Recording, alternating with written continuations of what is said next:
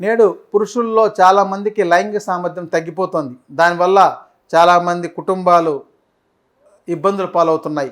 చెప్పాలంటే దానివల్లనే ఈ డైవోర్స్ తీసుకోవడం కానీ, గొడవలు అవ్వడం కానీ, లేకపోతే ఇతరులతో అక్రమ సంబంధాలు పెట్టుకోవడం కానీ ఇలాంటివన్నీ జరుగుతున్నాయంటే కారణం ఏంటంటే చాలామందికి పురుషుల్లో లైంగిక సామర్థ్యం తగ్గిపోతుంది.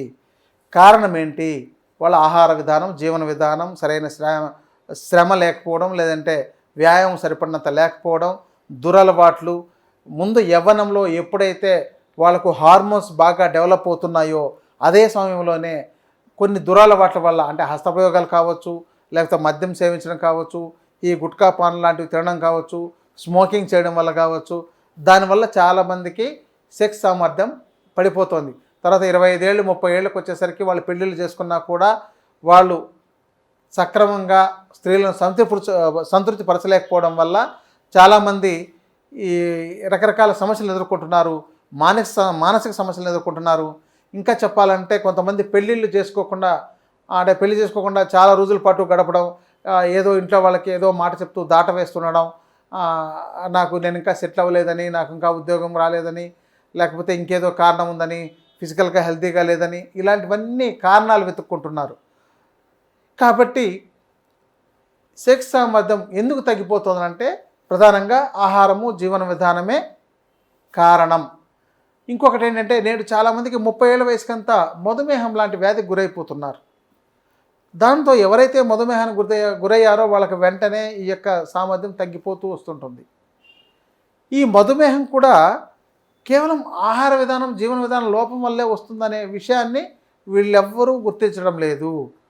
ఈ మహా క్వాలిఫికేషన్లు పెట్టుకున్న డాక్టర్లు రకరకాలుగా మీరు డయాబెటీస్ వస్తే తప్పనిసరిగా ఈ మందులు వేసుకోవాలి, లేకపోతే మీరు ఏమో అయిపోతారు, జీవితకాలం వేసుకోవాల్సిందే, దీన్ని ఎప్పటికీ మానకూడదు, ఇలాంటి తప్పుడు సలహాలు ఇవ్వడం వల్ల అది నిజమనుకొని దాన్ని పాటించి కొంతమంది నాశనం చేసుకుంటున్నారు. ఒక మధుమేహం అంటే అది ఒక డిసీజ్ కాదు. ఆ డిజార్డర్ని ఆర్డర్లో పెట్టుకోవాలి. దాంట్లో ఏంటంటే మనం ఎక్కువగా తియ్యటి పదార్థాలు, మధుర పదార్థాలు అతిగా తీసుకోవడం, ఇతర పదార్థాలకు యొక్క లోపం వల్ల ఈ మధుమేహం వస్తుంది. ఆ ఇతర పదార్థాలను మీరు బ్యాలెన్స్ చేయడం, అంటే చేదు వగరు పదార్థాలను కూడా సరిపడిన తీసుకున్నట్లయితే మీకు అసలు అలాంటి సమస్య వచ్చే అవకాశం ఉండదు. ఇక ఫిజికల్గా వీళ్ళు పుట్టుకతోనే హెల్తీగా లేకపోవడం ఒక కారణం అయితే, తల్లిదండ్రులకి రోగగ్రస్తులుగా ఉండి వాళ్ళకి ఆ సందర్భంలో సంతానం కలిగి దానివల్ల కొన్ని రకాల సమస్యలు వచ్చి దాంతో లైంగిక సామర్థ్యం తగ్గిపోతుండడం, వీళ్ళకు దురలవాట్లు ఉండడం, ఇవన్నిటినీ కారణాలు ఎన్నైనా తీసుకోవచ్చు, ఎన్నైనా చెప్పచ్చు.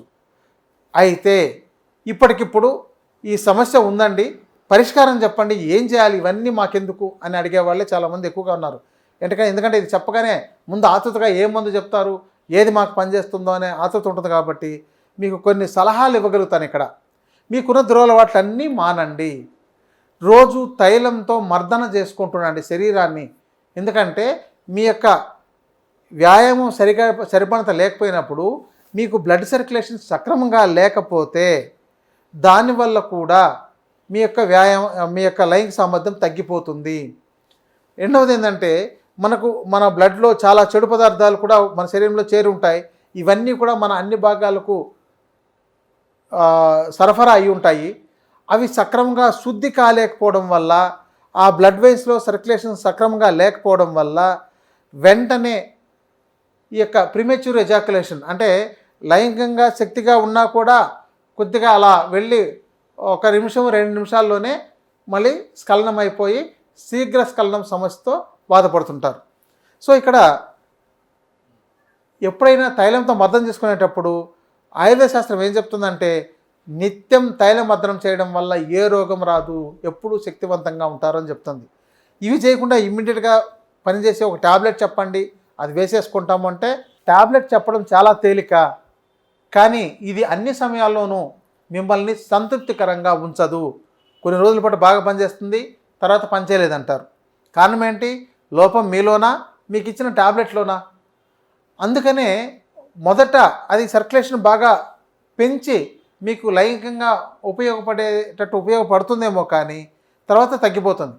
అంటే ఇంకా సైంటిఫిక్గా చెప్పాలంటే మన యొక్క కొన్ని హార్మోన్స్ యొక్క ప్రొడక్షన్ తగ్గిపోవడం వల్ల ఈ యొక్క టెస్టోస్టెరాన్ తగ్గిపోవడము, ఇలాంటి వాటి వల్ల కూడా ఈ సమస్య వస్తుంది. అంటే ఇవన్నీ కూడా ఆహార జీవన విధానం లోపాలే, మన దురలవాట్ల వల్ల వచ్చిండే లోపాలు, లేదంటే మీరు శారీరకంగా పుట్టినప్పుడే హెల్తీగా లేకపోవడం ఉండే లోపాలు. వాటి యొక్క ఆ టెస్టులను మనం ఎన్ని చేసినా ఎన్ని ఉన్నాయని నిరూపించుకున్నా పరిష్కార మార్గాలు మనకు కావాలి. కాబట్టి తైల మర్దనంతో మీ యొక్క అంగానితో సహా మర్దనం చేసుకోవాలి. తర్వాత స్నానం చేయాలి, ఇది ఒక విధానం.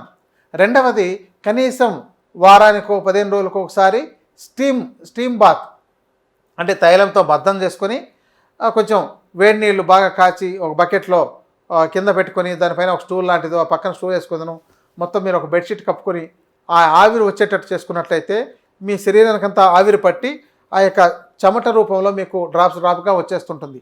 అలా మీకు ఆ యొక్క రక్తనాళాల్లో పేర్కొన్న కొవ్వు పదార్థాలు కరిగి ఆ యొక్క చెమట రూపంలో బయటకు వచ్చేయడం వల్ల మీకు సర్క్యులేషన్ ఇంప్రూవ్ అవుతుంది, దానివల్ల కొంత మెరుగవుతుంది. తర్వాత గ్యాస్ ట్రబుల్ ఉన్న వాళ్ళందరికీ కూడా ప్రిమేచ్యూర్ ఎజాక్యులేషన్ అంటే శీఘ్రస్ఖలనం ఉంటుంది. ఈ గ్యాస్ ట్రబుల్ ఉన్నట్లయితే మీకు గతంలో గ్యాస్ ట్రబుల్ సంబంధించిన ఎపిసోడ్లో పరిష్కారాలు చెప్పాను, వాటిని మీరు చేసుకోవడం ద్వారా గ్యాస్ ట్రబుల్ లేకుండా ఉంటేనే మీకు ఈ లైంగిక సామర్థ్యం, కొంచెం బ్లడ్ సప్లై, ఇవన్నీ కూడా దోహదపడతాయండి. ఏదో ఒకటే ఒక టాబ్లెటో మందో చూర్ణమో మీకు దోహదపడదు, మీ లోపాలన్నీ సరిచేయాలి మీకు. అలాగే మలబద్ధకం ఉన్న వాళ్ళకు కూడా ఈ సమస్య వస్తుంది. మీరు ఎప్పుడైనా బాగా గమనించండి, మీకు రోజుకొకసారి విరేచనం అవుతున్నట్లయితే ఏదైనా విరేచన ఔషధం వేసుకోండి. ఒక 4-5 సార్లు మీకు విరేచనం అయిపోతే ఆ మరుసటి రోజు మీకు లైంగికంగా కొంత కోరికలు పుడతాయి. అంటే మీ యొక్క అంగంలోకి సరిపడినంత బ్లడ్ సప్లై అయినప్పుడు ఆటోమేటిక్గా ఈ స్ట్రెంథనింగ్ అవ్వడం, అంటే అవి గట్టిపడడం, మీకు ఆ కోరిక లైంగిక సంపర్కం చేయాలన్న కోరిక కలగడం, ఇలాంటివన్నీ ఉంటాయి. అంటే ఇవే కాకుండా ఇక మీకున్న లోపాలు ఏవైనా ఉన్నట్లయితే B12 తగ్గిపోయినా మీకు ఈ సమస్య ఉంటుంది, రక్తం తగ్గిపోయినా కూడా ఈ సమస్య ఉంటుంది.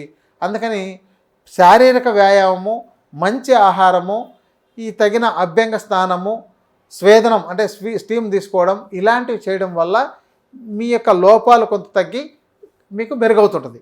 ఇక ఉపయోగపడేవి ఏమున్నాయి అని అంటే ఆయుర్వేదంలో చాలా రకాల ద్రవ్యాలు ఉన్నాయి. దీనిలో మీకు ఒక ఆకుకూరలాగా పనిచేసేది ఒకటి ఉందండి. చాలా చోట్ల అంటే మనకు తమిళనాడు ఆ ప్రాంతంలో కూడా దాన్ని ఒక ఆకుకూరలాగా వాడుతుంటారు చాలామంది. రత్నపురుష అంటారు. మనకు ఈ రత్నపురుష ప్లాంట్ మనకు బాగా ఆకుకూరలాగా పొలాల్లో పెరగలిగేదే, కొన్ని ప్రాంతాల్లో పెరుగుతుంది, దీన్ని ఎవరూ గుర్తించుండరు. కాబట్టి మీకు ఈ రత్నపురుష చూర్ణం మీకు మార్కెట్లో కూడా దొరుకుతుంది.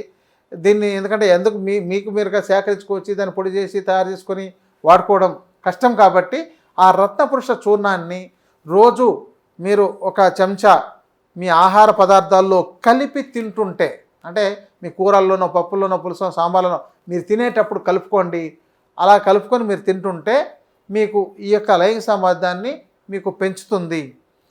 ఇక ఇంకొకటి ఉందండి, నేల ముసలి అంటే కాళీ ముసలి, లేకపోతే నేల తాడి దుంప అంటారు. ఈ దుంపలు సఫేద ముసలిని కూడా దొరుకుతాయి. ఇది కూడా ఈ యొక్క లైంగిక సామర్థ్యాన్ని పెంచుతుంది. కాబట్టి ఇది చూర్ణం కూడా మీరు ఇది ఎక్కడైనా ఆ ట్రైబల్ ఏరియా ఉండే చోట్ల కొండ ప్రాంతాల్లో పెరుగుతుంటాయి. కాబట్టి అక్కడ ఏమైనా మీరు తవ్వి దాన్ని ముక్కలుగా కోసి ఎండబెట్టి చూర్ణం చేసుకొని దాన్ని రోజు మీరు పాలతో కానీ ఆహార పదార్థాల్లో కలిపి కానీ తీసుకుంటుంటే మీకు ఈ యొక్క సామర్థ్యాన్ని పెంచగలుగుతుంది. అంటే మనకు ఇవన్నీ చిన్నవి మనకు అందుబాటులో ఉండేవి. ఇవి మీరు ఎంతకాలం తిన్నా ఎలాంటి నష్టం జరగదు. ఇవి ఒక ఆహార పదార్థాలు లాంటివి. మన యొక్క రోగాలన్నీ కూడా ఆహార పదార్థాలతో తగ్గించాలి, అంతేగాని మీరు ఔషధాలు వాడి రోగం తగ్గించుకోరు. అది తాత్కాలికంగా మాత్రమే తగ్గుతుంది, కానీ మీకు శాశ్వతంగా ఏ ఔషధము తగ్గించదు. ప్రకృతిలో వచ్చే సహజ సిద్ధమైన మూలికలు, కొన్ని రకాల మినరల్స్ మాత్రమే మనకు రోగాన్ని శాశ్వతంగా తగ్గిస్తాయి. ఇవన్నీ ఒక ఆహార పదార్థాలు లాంటివి. ఇంకా మీరు వాడుకుంటారంటే ఆత్మగుప్త బీజాలని దొరుకుతాయి. వాటిని కూడా మీరు మీ ఆహారంలో గింజల రూపంలోనే తినొచ్చు, ఉడకబెట్టి కూడా తినొచ్చు, లేదంటే వాటిని పొడి చేసి మీ ఆహార పదార్థాల్లో కలుపుకొని తినొచ్చు.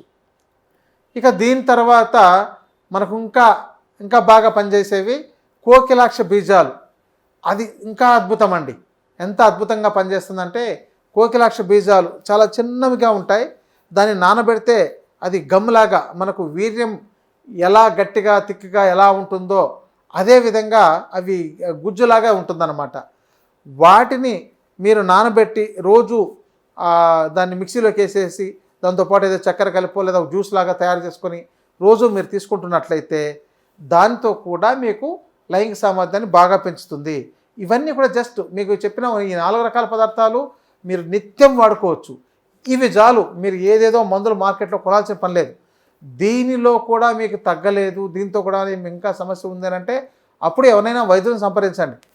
మీరు ఈ ప్రయత్నాలు ఏవి చేయకుండా కేవలం ఇమ్మీడియట్గా ఒక ట్యాబ్లెట్ ఇవ్వండి అంటే అది అన్ని మెడికల్ షాపుల్లోనూ దొరుకుతాయి, దానికి ఆయుర్వేదంలోనూ దొరుకుతాయి, ఇతర ఆధునిక వైద్యంలోనూ దొరుకుతాయి. అవి తాత్కాలికంగా మీకు సంతృప్తినిస్తాయి, కానీ పూర్తిగా మీరు ఆరోగ్యకరంగా తయారవడానికి ఉపయోగపడవు. ఆ తాత్కాలిక ఉపశమనాన్ని మీరు పొందాలనుకుంటే వాటిని వాడుకోవచ్చు. మీరు నిత్యం ఆరోగ్యకరంగా ఉండి మీకు ఇంకా ఈ శుక్రకణాలు తక్కువగా ఉండే వాళ్ళకి కానీ, లేకపోతే ఈ చిన్న వయసులోనే అంటే 25-30 ఏళ్ళకే ఇలాంటి సమస్య ఎదుర్కొంటుండే వాళ్ళు కానీ వీళ్ళ జీవితకాలం వీటి వాడుకున్నా కూడా వీటితో ఏ సైడ్ ఎఫెక్ట్లు ఉండవు. ఇవి ఒక ఆకుకూరలు కూరగాయలు లాంటివే కాబట్టి మీరు జీవితకాలం వాడుకోవచ్చు. ఇంకా మంచివి కావాలంటే ఇంకా చాలా అద్భుతమైనవి ఉన్నాయి. మీకు మరికొన్ని ఎపిసోడ్లో అలాంటి వాటి గురించి తెలియజేస్తాను. నమస్కారం.